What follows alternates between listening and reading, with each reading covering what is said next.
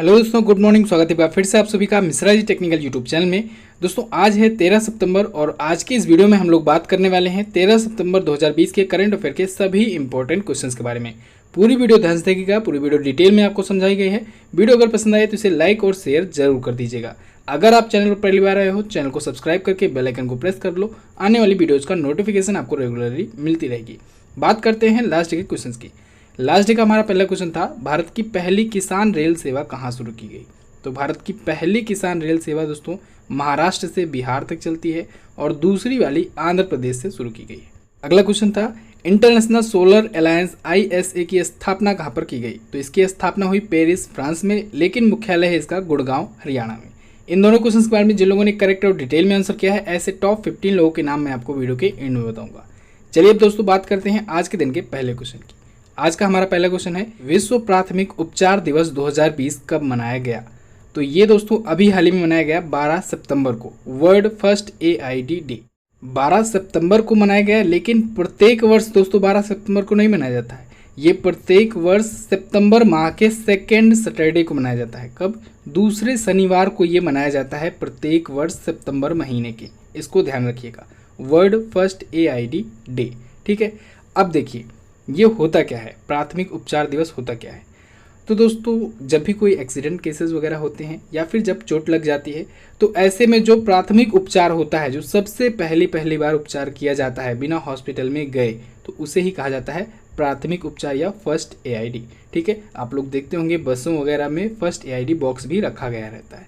तो इसी के बारे में लोगों में जागरूकता फैलाने के लिए, जिससे लोग इसके बारे में अवेयर हो सके और अगर उनके आसपास ऐसी कोई घटनाएं होती हैं तो वो फिर फर्स्ट AID बॉक्स का यूज़ कर सके, प्राथमिक उपचार कर सके उस व्यक्ति का। तो इसके लिए ही ये मनाया जाता है, यानी जागरूकता फैलाने के लिए। तो प्रत्येक वर्ष कब मनाया जाता है? सितंबर महीने के दूसरे शनिवार को। इसकी शुरुआत दोस्तों हुई सन 2000 से। कब से? सन 2000 से इसकी शुरुआत हुई। कौन किया शुरुआत?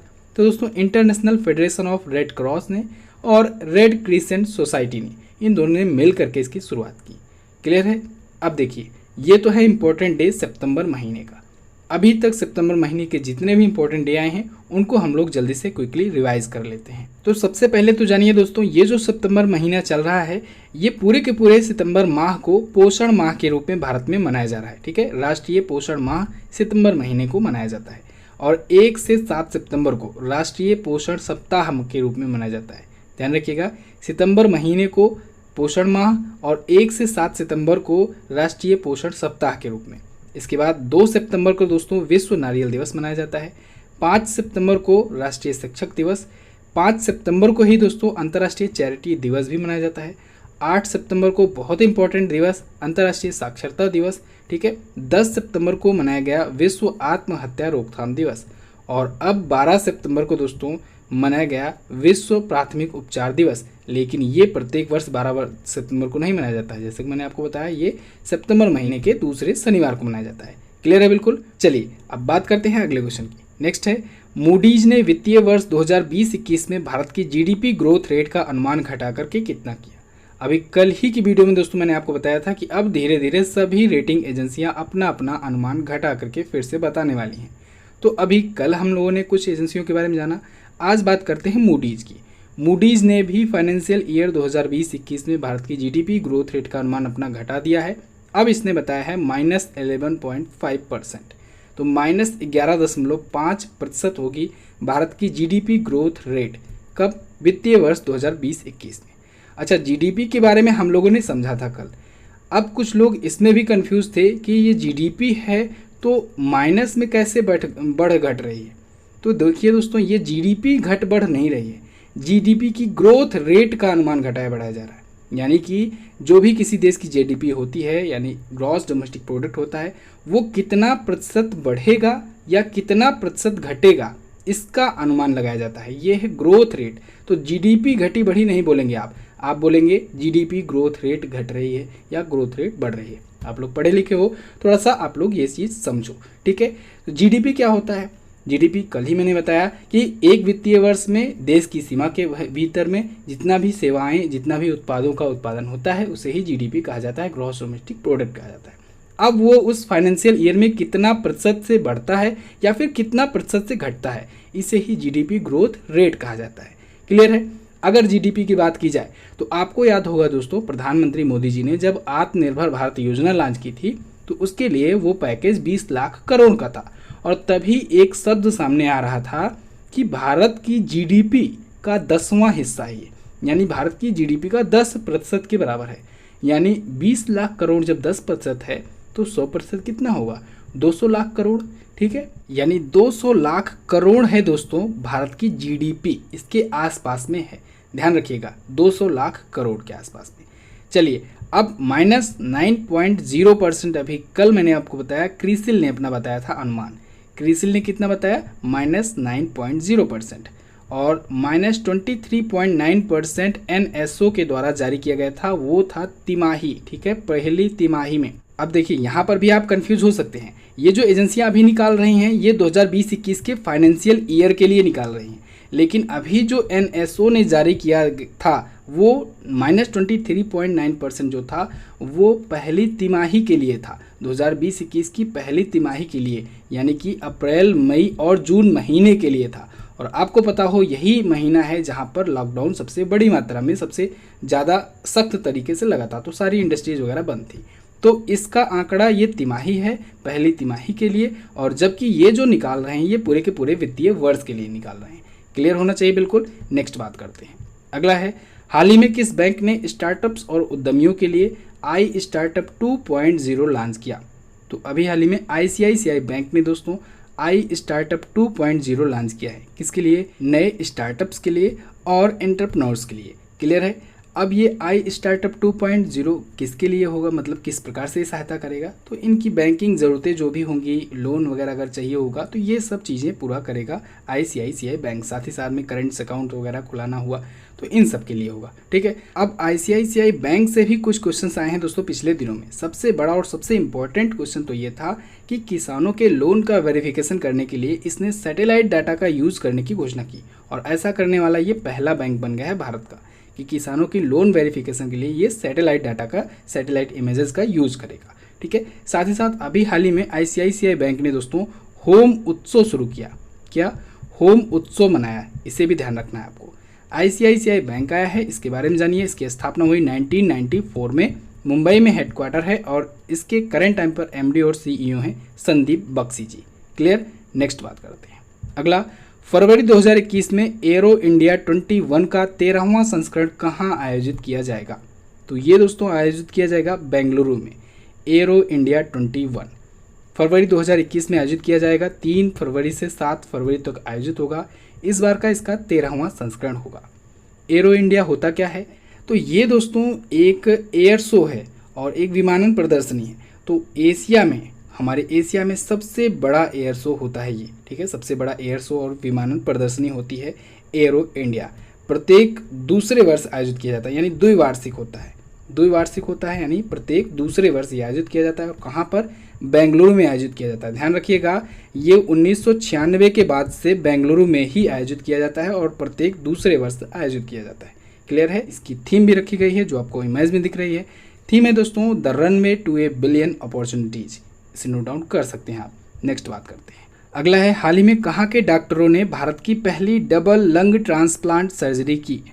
तो दोस्तों हैदराबाद के डॉक्टर्स की एक टीम ने भारत में पहली बार डबल लंग ट्रांसप्लांट सर्जरी की। और सबसे बड़ी बात तो ये थी दोस्तों, जिस पेशेंट का इन्होंने दोनों लंग ट्रांसप्लांट किया है ये कोविड-19 मरीज था, कोविड-19 का पेशेंट था। ठीक है। तो अभी हाल ही में हैदराबाद के एक हॉस्पिटल में एक 32 वर्षीय 32 ईयर का एक कोविड-19 पेशेंट था, और उस पर भारत में पहली बार डबल लंग ट्रांसप्लांट सर्जरी हुई। उसके दोनों फेफड़े खराब थे, उसकी सर्जरी की गई और ये सर्जरी सक्सेसफुल रही।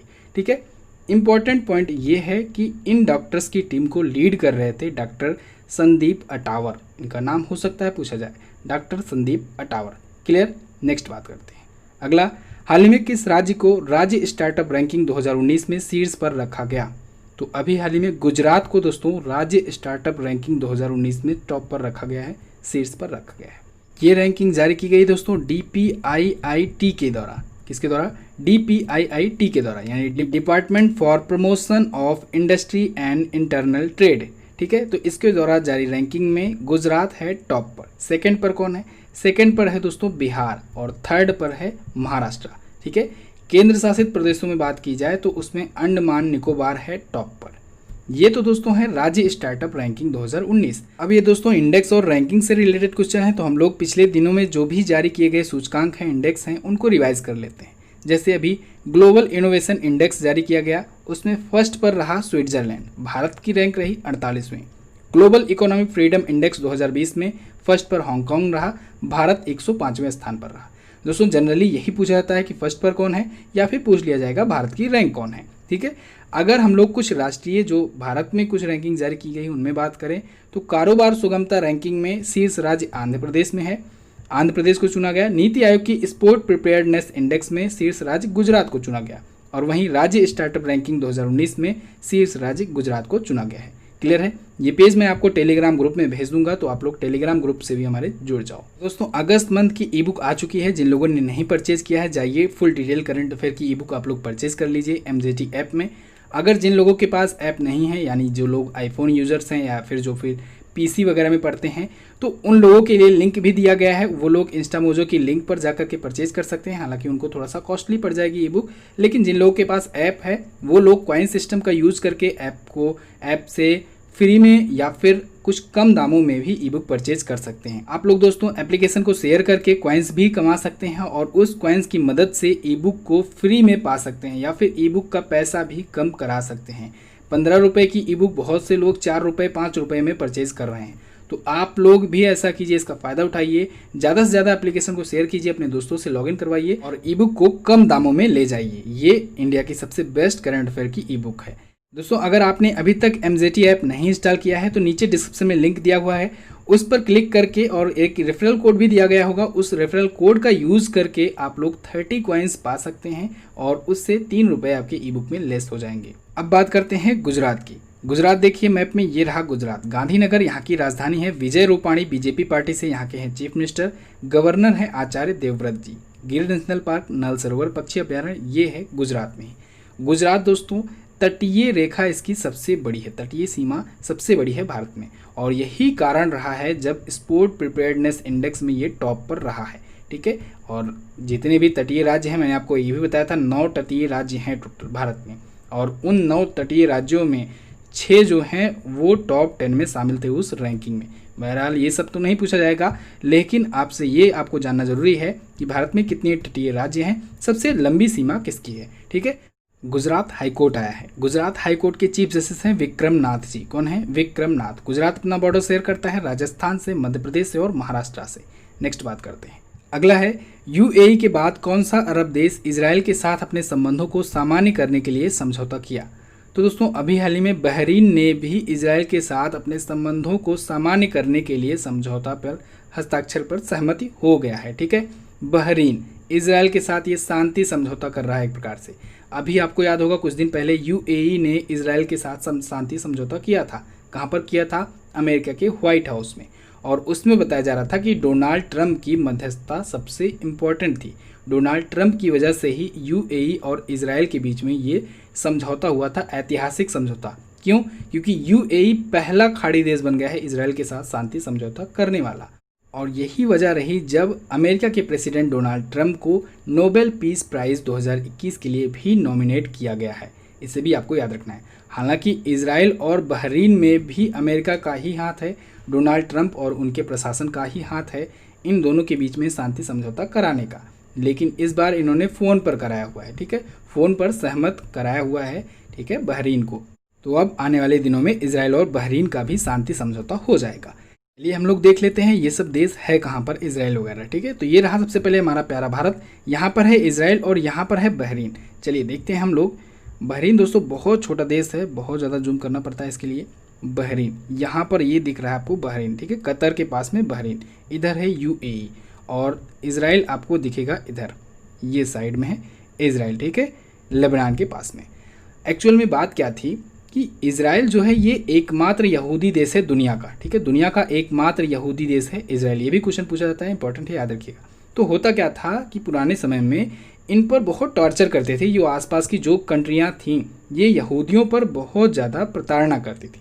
लेकिन फिर इजराइल ने खुद पर इन्वेस्टमेंट करना शुरू किया, खुद को मजबूत बनाना शुरू किया, और आज ये आलम यह है कि इजराइल दोस्तों दुनिया की सबसे बड़ी महाशक्तियों में से एक गिना जाता है। ये अपने आप को इतना ज़्यादा इम्प्रूव कर लिया है, ठीक है, इतना ज़्यादा ताकतवर बन गया है। तो अब आसपास के जो देश हैं वो कमज़ोर होने लगे हैं और अब इनसे धीरे धीरे शांति समझौता भी करने लगे हैं। और अब इसके पीछे की जो रणनीति थी मैंने आपको बताया भी था कि अमेरिका इसके पीछे अपना फ़ायदा देख रहा है। अमेरिका ईरान को घेरने के लिए यूएई, बहरीन और इन सब कंट्रीज़ को अपने में मिला रहा है। क्लियर। फिलहाल कुछ अगर स्टैटिक की बात करें तो इजराइल की राजधानी होती है जेरूसलम और यहाँ के पीएम है बेंजामिन नेतन्याहू, जो कि 5वीं बार बने हुए हैं, ठीक है। बेंजामिन नेतन्याहू 5वीं बार यहाँ के पीएम बने हुए हैं। करेंसी होती है न्यू शकेल, ठीक है। बहरीन के पास आ जाते हैं, ये रहा बहरीन, ये रहा बहरीन।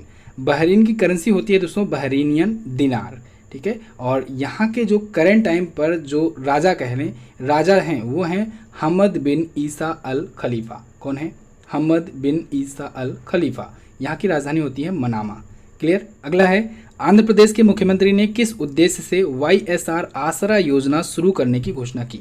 तो दोस्तों YSR आसरा योजना शुरू की गई है स्वयं सहायता समूह की महिलाओं के लिए।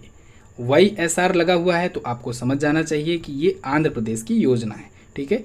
YSR आसरा योजना, इसके बारे में थोड़ा सा और डिटेल जानिए। ये दोस्तों जो स्वयं सहायता समूहों की जो महिलाएं होती हैं उनके लिए है ये है, और ऐसी 8.71 लाख ग्रुप के लिए है ये, ठीक है। 8.71 लाख स्वयं सहायता समूह से जुड़ी जो महिलाओं का ग्रुप है उनके लिए है, जिसके तहत 87 लाख के आसपास महिलाओं को लाभ होगा। कैसे लाभ होगा? इस योजना के तहत होगा ये दोस्तों कि जो महिलाएं इससे जुड़ी हुई हैं उनके अकाउंट में 4 किस्तों में पैसे जमा किए जाएंगे, और इसके लिए टोटल बजट रखा गया है 27,168 करोड़ रुपए का। कितने का? 27,168 करोड़ रुपए का। क्लियर। अब दोस्तों आंध्र प्रदेश की योजनाएं भी पिछले दिनों में कई आई हुई हैं जिनको हम लोग रिवाइज कर लेते हैं। वैसे YSR नाम की योजना दोस्तों या आंध्र प्रदेश की योजना कहें तो ये हर एक सेक्टर के लिए आ चुकी है, और ऐसा लगता है कभी कभी कि सरकार हो तो आंध्र प्रदेश की जैसे ही हो। हर एक सेक्टर, हर एक विभाग के लिए योजना है दोस्तों, चाहे वो मछुआरा हो, चाहे वो बढ़ई हो, कारपेंटर हो, बुनकर हो, महिलाएं हो, गर्भवती महिलाएं हो, किसान हो, खेत हो, सिंचाई हो, हर एक सेक्टर के लिए, शिक्षक हो, चाहे वो टीचर, स्टूडेंट, कुछ भी हो, हर एक के लिए एक एक योजना है आंध्र प्रदेश की। YSR संपूर्ण पोषण योजना अभी हाल ही में गर्भवती महिलाओं के लिए लॉन्च किया गया। YSR विहाद्री लिफ्ट सिंचाई योजना अभी हाल ही में गाँव में सिंचाई पहुँचाने के लिए किया गया। YSR चेयूथा योजना अस्थायी जीविका को सुनिश्चित करने के लिए किया गया, लॉन्च किया गया। और YSR आसरा योजना अब स्वयं सहायता समूह की महिलाओं के लिए लॉन्च किया गया आंध्र प्रदेश का। आंध्र प्रदेश के बारे में आपका क्या ख्याल है? आप लोग कमेंट करके जरूर बताइएगा। नेक्स्ट बात करते हैं। अगला है किस देश की प्राइवेट अंतरिक्ष एजेंसी ने कल्पना चावला के नाम पर अपने अंतरिक्ष यान का नाम रखा? तो अभी हाल ही में अमेरिका की एक प्राइवेट स्पेस एजेंसी है दोस्तों, नॉर्थरोप ग्रूमैन कंपनी। तो नॉर्थरोप ग्रूमैन कंपनी जो है इसने दोस्तों अपने अगले स्पेस स्टेशन के जो रीसप्लाई शिप है, जो कार्गो वगैरह ले जाती है, उस रीसप्लाई शिप का नाम SS कल्पना चावला रखा। क्या नाम रखा है? SS कल्पना चावला।